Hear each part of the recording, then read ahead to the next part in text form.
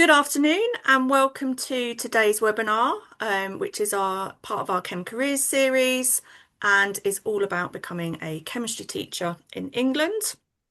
I'll get the speakers to introduce themselves in a moment. My name is Laura Woodward. I am one of the Career and Professional Development Advisors based at the Royal Society of Chemistry. Just some quick admin, sort of housekeeping.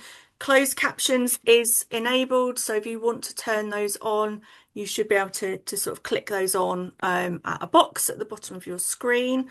There will be plenty of time after the presentation for you to ask questions of our panelists. So please do drop in any questions that you want to ask people into that Q&A box. And we will try and get through as many of those as we can at the end. Just pop them in as they sort of come to you. And any sort of technical issues or sort of broader issues, please just pop those into the chat box. So I'm going to just ask the panel all to just quickly introduce themselves, who they are, what their role is, and then we will head straight into the presentation. So Katie, if I could start with you. Hi everyone. Yeah, I'm Katie Kay. I'm the Education Executive here at the Royal Society of Chemistry, running the scholarship programme. So you'll hear a bit more about that later on in today's session. But in a nutshell, scholarships are offered for people who are wanting to go into chemistry teaching or initial teacher training.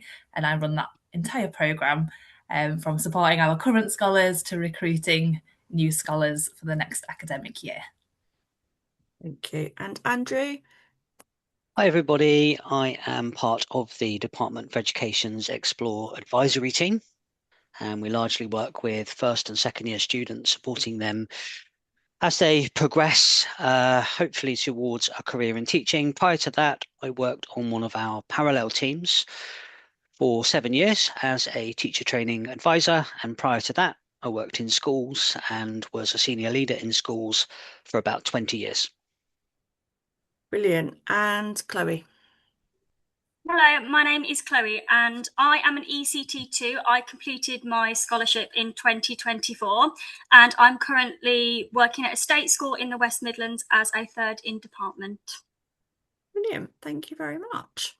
So moving on, firstly, Katie, can you tell us how the RSC, what the RSC feels about chemistry teaching? Yeah, so generally the RSC do feel that everyone should have access to excellent chemistry teaching, and that is why we have this scholarship programme as well. At the moment, sadly, there aren't enough specialist chemistry teachers at present in our schools, which does mean that anyone who is interested in going down that route is likely to have really, really good job security and a high demand. As a previous teacher myself and lots of previous and current teachers on the call, we all know it is an extremely rewarding career option. I'm sure Chloe will talk a lot about that later on. There is a lot of support from the RSC for chemistry teachers, whether they are considering it as a career or they're really, really well established and experienced. We support everyone that is involved in chemistry education. We have a whole team that just work on resources for chemistry teachers. We look at policy and influencing government and making sure that all of our children and our students are getting the best chemistry teaching that they can. So it really is a passion for everyone involved at the RSC to get excellent chemistry teachers in our classroom. Brilliant. Thank you, Katie. And maybe just building on that briefly, perhaps come to you, Chloe, first. Why would you say teaching is such a good career choice?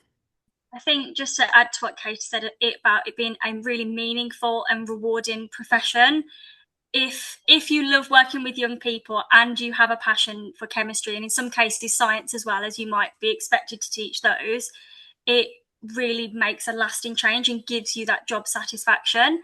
If you're someone that likes a very dynamic, fast-paced environment as well, it gives you that. It gives you the ability to not just teach, but to also be a role model to young people. You can also, share your knowledge and passion with others. And again, it's a good job security. And if you would like to, there is lots of career progression if that is something that people are also interested in, whether that's leadership, teaching and learning, or also pastoral. It's a job where you never stop learning either. So if you have a curiosity for learning and you don't want to stop that journey yourself, then teaching is a great career choice for that as well. Brilliant. Thank you, Chloe. Andrew, I don't know whether there's anything additional that you would add to those thoughts. No, I think Chloe summed it up perfectly, actually. And some of the words that she said, I was actually going to use in my answer, so she stole them from me. But I was going to use the word dynamic. A classroom is a really dynamic environment, and it's certainly a job where you will never, ever be looking at the clock and wishing your days to, go by more quickly, because it really will fly by each and every day. And I think the other thing is just to pick up on the building relationships with young people. So yes, you are teaching them and educating them first and foremost, but I think in a way it could be argued first and foremost above that, you are actually building strong relationships, keeping them safe and nurturing them. And the pastoral side of things is probably the most important work of a teacher. Yeah, I think that's a really nice point. Thank you, Andrew. Katie, coming back to you, what does the RSC have on offer for chemistry teaching? I know you touched on a little bit already. Yeah, well, you can see it on the slides here, and I would highly encourage everyone here to open a separate tab and go on edu.rsc.org. It is an amazing website full of options that current chemistry teachers or those who are training can access. So we have a lot of teacher CPD courses. We're actually building more and more right now, which are incredible. I would highly, highly recommend you to have a look at those. So you can do those in your own time. There's also some that are like live online that you can sign up to and register for, and they cover every aspect of teaching, really, particularly for chemistry, and really increasing people's subject knowledge and confidence in teaching those trickier chemistry concepts. We have a magazine called Education in Chemistry, and even now I get excited when that comes through my door. It gets posted and it has the best visuals and posters that you can put up in your classrooms, as well as lots of incredible advice written by experienced educators in the chemistry world. So that is a really, really great resource that we have as well. So it isn't just teaching resources, although we have a huge variety of those too. If anyone does have the website open at the moment, you'll see the very first thing that you see on there is a search bar, and you can just type in whatever topic you might need some support with. Maybe you're teaching a lesson on that next week and you need some inspiration for a starter activity. You can type that straight into the website and you'll find a whole host of resources. And some things on there might even surprise you, like a practical that you might not have thought of doing in your classroom, a different way of assessing your students. So there really is something for everyone on there. Or if you just have 5 minutes and want to increase your skills, you can read one of our articles on there too. So there really is a whole host of offers and support for any kind of chemistry teacher. Brilliant. Thank you, Katie. Coming to you now, Andrew, could you talk us through the sort of routes to become a teacher, and could you explain for the audience a bit about the differences or similarities between training courses in order to become a chemistry teacher? Yep, sure. So I think one of the main misconceptions is that there are seemingly all manner of different ways to train as a teacher when you're a graduate. And in actual fact, most teacher training courses are actually offering more or less the same thing. So you'd be looking at a full year of being a trainee teacher, and that course would be administrated and led either by a university or a school or a group of schools who have collaborated to provide this year of training. So the training is very, very practical, and I would say typically about 80% of the time you would be on placements in schools. And typically that would be across 2 schools, but it could be more during your training year. The outcome of the training year is something called qualified teacher status. And there is another outcome, which is something called a PGCE. So you do this year of training, you get both of those things.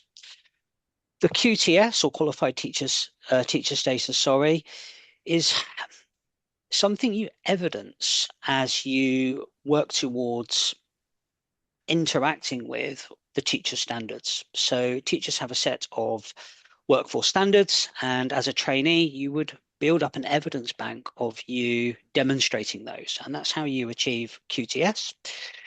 You achieve a PGCE through writing around 2 to maybe 4 essays, varying in length across different providers.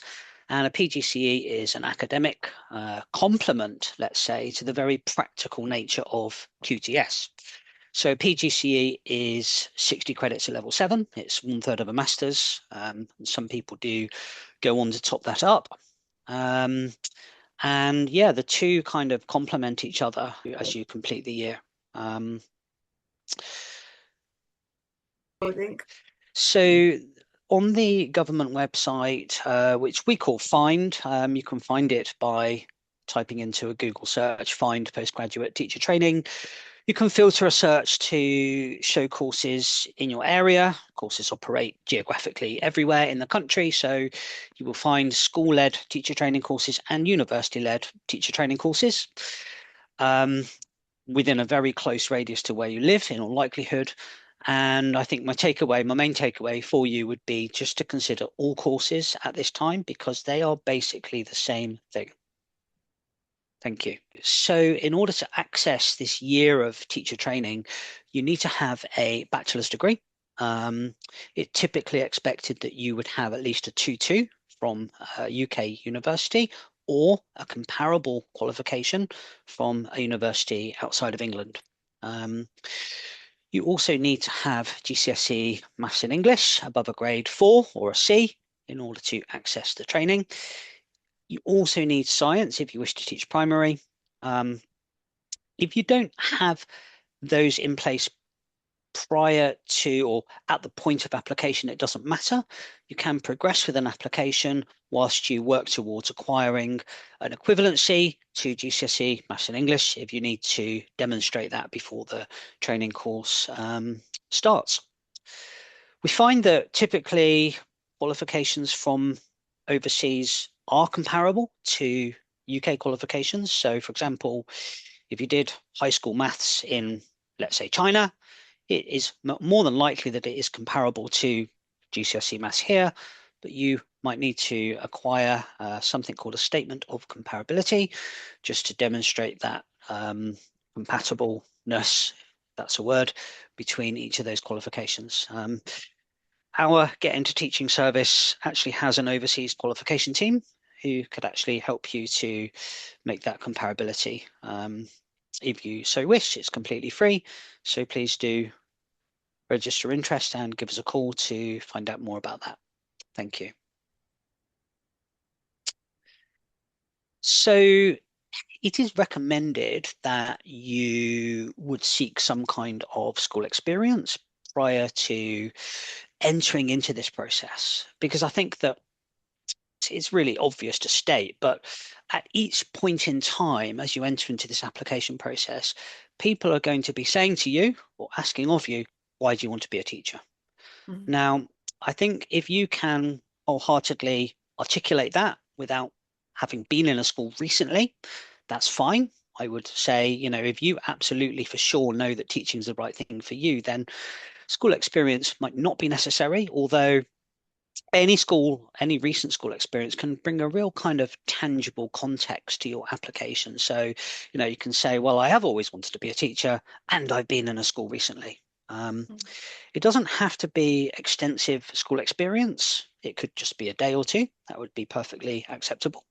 Or it could be something that you organise and set up with a school over a period of time in terms of what you can actually offer. So there are informal ways to request school experience by contacting schools. It's not always easy to do that because schools tend to be quite busy places. You have to be somewhat determined in order to make that happen, or maybe have a contact. Or there are more formal ways to seek school experience. So, for example, we have a Get School Experience website on gov.uk where schools have put themselves forward as offering a taste a day, essentially, and hopefully there'd be one operating geographically near to you.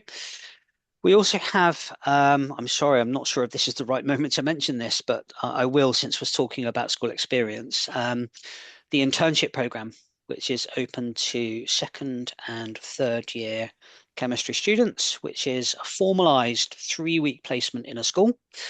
That is going to take place in June and July of this year. Now is a good time to apply for one of those internships, and the good news is that they are paid too at £455 a week. So it's a really good way of bringing that polarized context to your potential application, which is potentially this year or next year. Brilliant, thank you. Thank you. Yeah, if you could perhaps talk a bit more about the sort of process of applying. Absolutely. So the application window for 2026 is open now, and it has been open since October. So the period of application for a 2026 place would typically run right through until the summer. So it would be feasible to get a place on a course as late as August. If you didn't do anything about it now until August, you potentially still could get a place. It's not recommended to do that. However, I would recommend that if you really do want to get a place for 2026, you ought to be really engaging with that process from now onwards. The application is handled through a government website, and it isn't UCAS, but it functions a little bit like UCAS. So it's one application, 4 choices, 4 simultaneous choices, and submission of that application, and then awaiting for the outcome.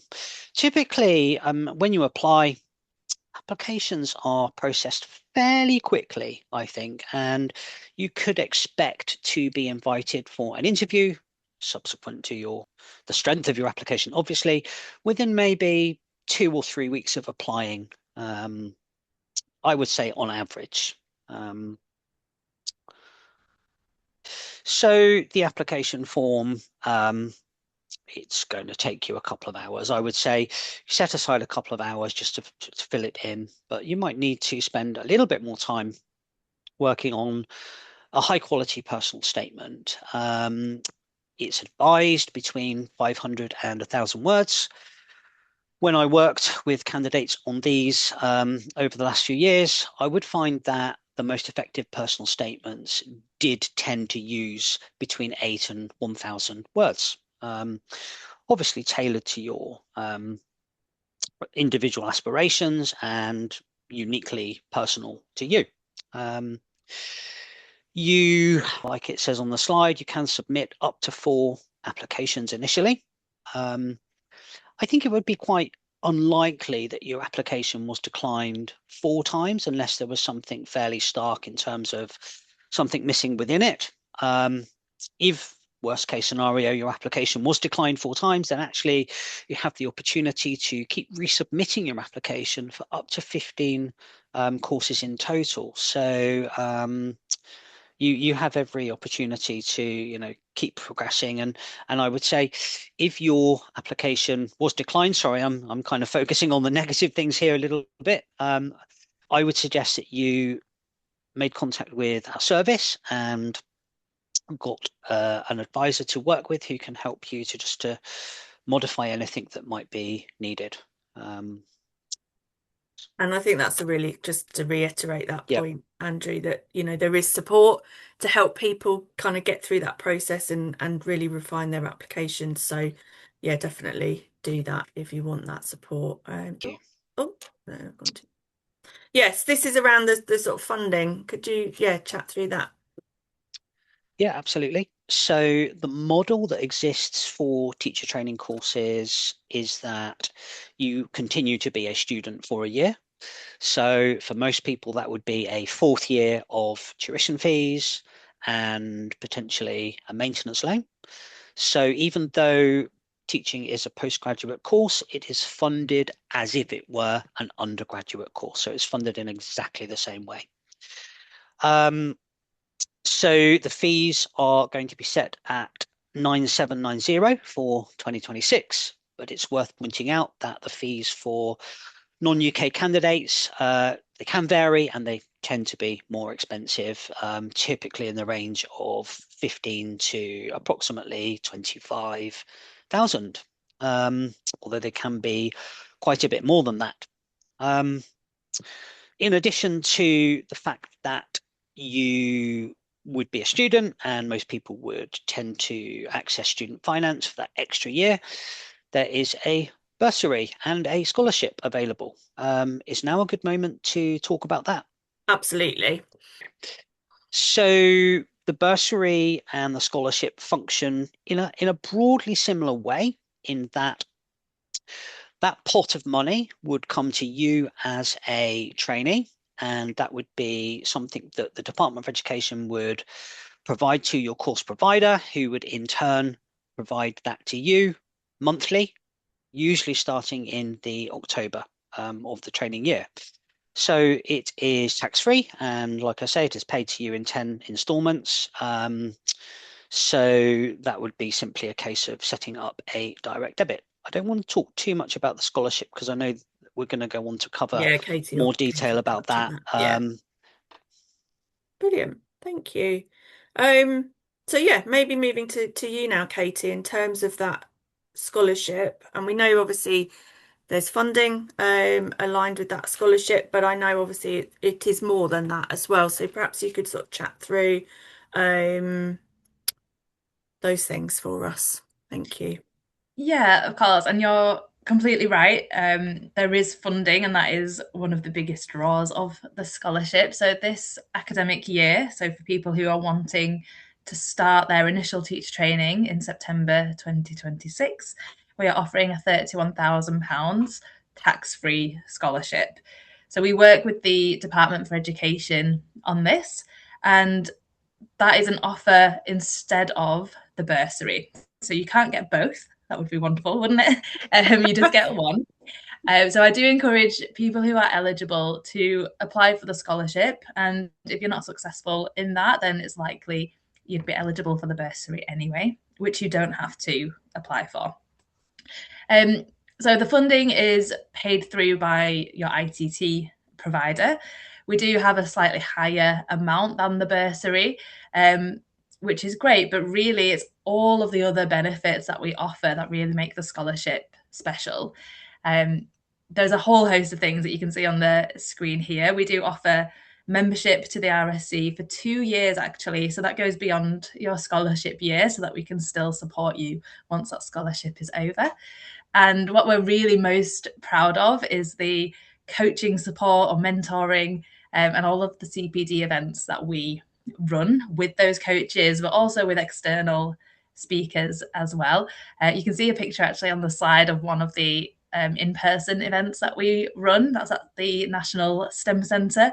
We just did it last week over 2 days, and it was an amazing experience. We've got so much great feedback from our scholars, because sometimes in your training year, it is quite rare to get that dedicated time just for chemistry. You have so much to learn in that first year about how to actually manage the behavior of a classroom, how to organize your time, do your marking, and all of the other things that are involved with being a teacher, that sometimes your really subject specific training can be overlooked a little bit. So that's what the scholarship offers. It's that hands-on, in-person and online professional development that is really chemistry focused, and it's run by experts who have been in chemistry education for, well, decades combined, and myself as well. So I organise those and run those and work with you to make sure that they are bespoke to what our scholars need. And so it really is a fantastic program and offers so much support. The coach that you are assigned is, as much as we can, sort of in your geographical area, and you become like a mini cohort of scholars with your coach as well. So you do get that really personalized help and mentoring throughout your training year that is completely neutral. So the coach isn't connected to you kind of passing your ITT year, or they're not linked to your school in any way. They just work with us here at the RSC to help you in any way that they can. It can be quite ad hoc. So you might go to your coach and say, I'm really, really struggling with the behavior of one of my students. Can you give me some advice? It might be more formally planned. So next week, we're going to run a session for you on electrolysis, let's say. So there's a whole host of kind of different ways that your coach and the RSC support you in your training year. Brilliant. And who is the scholarship specifically aimed at, Katie? Yeah, so we have quite specific criteria. It is aimed at people who are wanting to start their ITT, so their teacher training, in the next academic year, in a state secondary school in England. So you have to be training in England to be eligible for the scholarship. We ask that applicants have a 2-1 or above in chemistry or a chemistry related degree. So that's slightly different to the bursary, which asks for a 2-2. If you don't have that 2-1 and you have a 2-2, we may still consider you if you can evidence relevant experience. So perhaps you've been working with young people for a long time, maybe tutoring them or working as a teaching assistant or a lab technician. If you can evidence that you have some experience, that may sort of trump your 2-2. Equally, if you've got a higher degree, so a PhD or a master's, then we'll look at that before that undergraduate level. You can see on here our application process, which also helps to try and encompass really what we're looking for in our candidates. So we start with an online application form. I'll put the link in when I've finished talking, unless someone beats me to it. And that application form, as well as having all the typical things that you might expect, like your personal details, it focuses on 3 key questions, which link to the criteria on our website for what we're looking for. So we want to see that passion for the subject, an understanding of the scholarship, and what it actually is. So being at this webinar is a great start because I've just told you all of that. And a realistic understanding of schools and life as a teacher. So again, this webinar helps with that. Chloe will talk a little bit more about that later as well. But if you have a teaching advisor, like Andrew was saying, again, they can help you with that too, and particularly actually in school experience. Anything that shows us that you've really researched this career and it's the right one for you is going to be great to mention in that application form. After that, we will kind of sift through that in-house with our scholarships team, and we'll do a shortlisting process where we read those answers really carefully within a team of RSC staff and kind of tick off, if you like, check that you are hitting the criteria that I've just mentioned. And if we're happy with those answers and we think that you have shown us a realistic understanding and a passion for chemistry, then there are 2 options at that stage. If you have got your 2-1 in chemistry already, so you've already graduated, then we'll invite you to an online interview. The interviews are friendly. They're not there to catch you out. They are with 2 interviewers. Likely that one is a current teacher or has been teaching, and the other person is likely more of a chemistry sort of expert. It might be that you get 2 teachers. It just depends on the day, but that's generally how we try to work it. And they will ask you about a pre-prepared task that we'll have emailed to you and asked you to get ready, as well as some pretty typical interview questions that you should really expect. Your teacher training interview, if you've done one as well, will be good preparation for that too. If you haven't got that 2-1 yet, then we'll invite you to a subject knowledge test that's done online, and you can do that any time that you like within a particular deadline. So you've usually got about 3 weeks to do that. If that is successful, then you will be invited to interview as well. So you don't have to have your ITT place already in order to apply for the scholarship. You can apply for the scholarship first, go through the full process, and then apply for ITT. You can do it the other way around. You can do both applications at the same time if you want to. It really doesn't matter, so long as by September 26th, you have that ITT place sorted out. So you can see here everything that we're looking for and that we want you to evidence in your application form, as well as in the interview if you get to that stage. That is on our website too. So as you're writing your application, make sure you're going back to the website and checking that you've added all of these things in. Okay. Thank you. And that, I think, is the main criteria that we are looking for. Thank you, Katie. Chloe, coming to you, I know it was a little while ago, but still reasonably recent. Obviously, you've been through that application and interview process. Perhaps you could just tell us a little bit about what that was like for you. Yeah, I think I just want to reiterate what Katie said about it's not there to catch you out. And of course, interviews are nerve-wracking no matter what it's going to be for. But I do remember feeling like once I was in there, I was reassured, and it felt like a calm atmosphere. Obviously, you're being interviewed, it is very formal, but yeah, you're not being tripped up. And you have the usual questions. I remember that what was important was the depth of your answers. So make sure that you really sort of understand your own motivations for wanting to not just be a chemistry teacher, but how can this scholarship develop you as a teacher and what you think that will do for you as well. So I think making sure that you've done your research, and I think that will help you get through the interview process. But yeah, obviously very nerve-wracking, but I remember feeling very, very calm. I'm not sure if Katie's mentioned it, but I do remember there being some sort of an assessment before, like a knowledge assessment. I don't know if that's still part of the process or not. Yeah, so if you don't have your 2-1 yet, then we'll invite you to the subject knowledge test. So it has changed slightly. It used to be that everyone did the test. So when you applied, you'll have done it regardless. But now if you have that 2-1 in chemistry or above, we kind of skip that stage and go straight to interview. Yeah, and obviously you have to speak through the lesson the topic that they've given you. So you will have a lot of time to really go into detail about your answers. I remember giving plenty of time and not ever feeling rushed through any of the questions. So it's always good to make sure that you've prepared something with you as well so that you know exactly what you're going through. It might be that you can prepare some possible resources that you might want to show as well and how you would go about teaching it. But overall, despite it being a stressful period, it was, I was supported through it as best as I could be, but by everybody. Brilliant.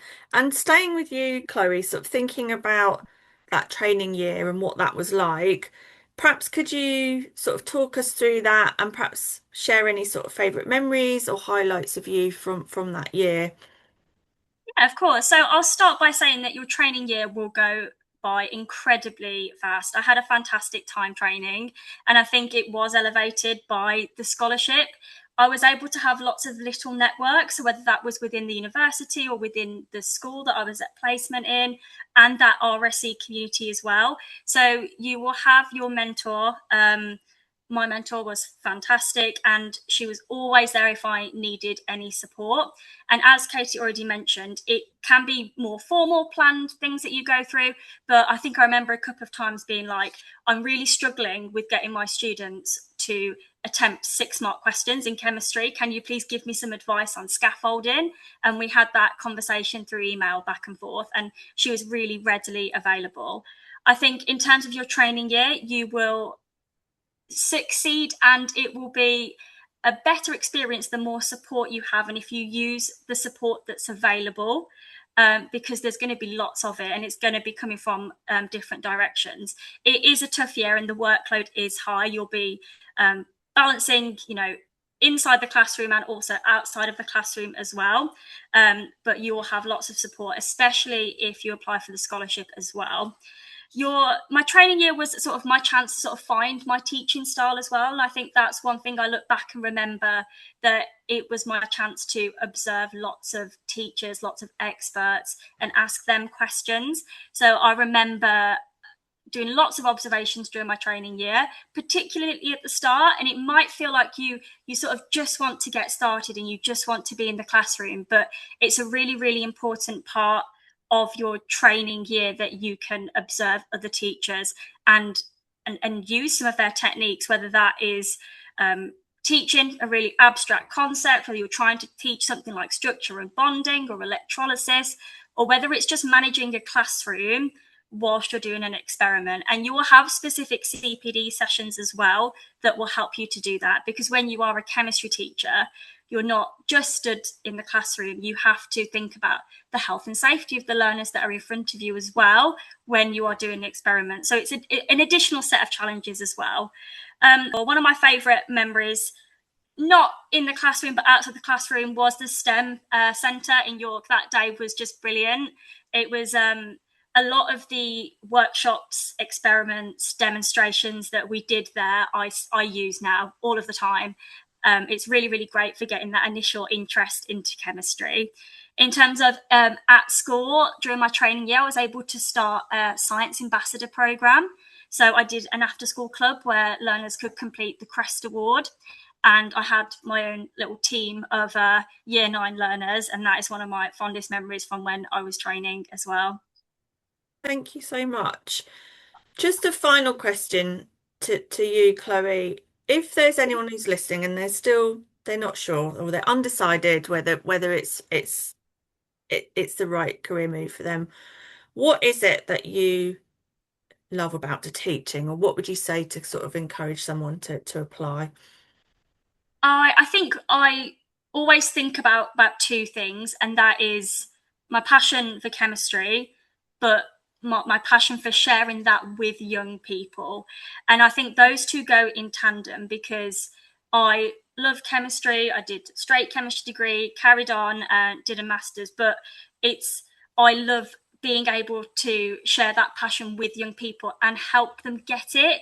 And when you see those moments where they understand things, chemistry is incredibly conceptual. And when you get into the classroom, you realize that the structure of an atom is so obvious to you, but to them, it's not something that they really ever think about, or it's not something that's tangible that they can relate to.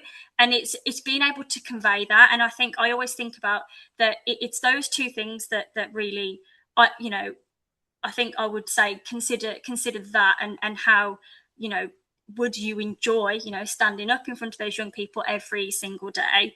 I think there's so much you can get involved in within a school as well.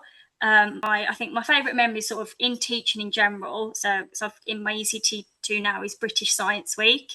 And I think it's coming up in a few weeks.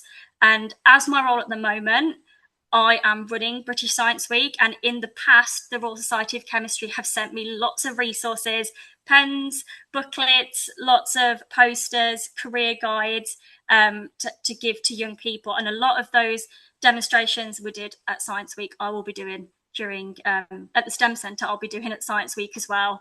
Things like the methane bubbles and the rockets, all of those will be coming out for Science Week in a couple of weeks' time.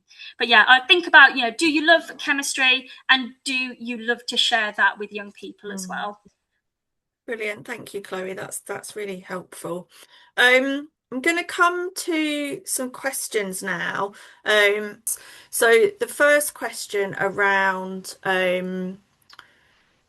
applying for the scholarship, maybe before or after you've had some experience in a school, and sort of your sort of points on those, I think would be useful to share, if that's okay. Yeah, I'm glad you came to that, because I didn't say earlier that we have rolling deadlines for the scholarship. So on the last day of each month, we have a deadline for applying, and it is a first come, first served situation. So if all of our places are filled, then we'll close the application process. It is open until the middle of July. But like I said, if we fill that earlier, then that's it. There's no more places left. So I would encourage anyone thinking about applying to apply sooner rather than later, just in case. So this question was about having school experience booked in the future, but wanting to apply soon so that they get the opportunity.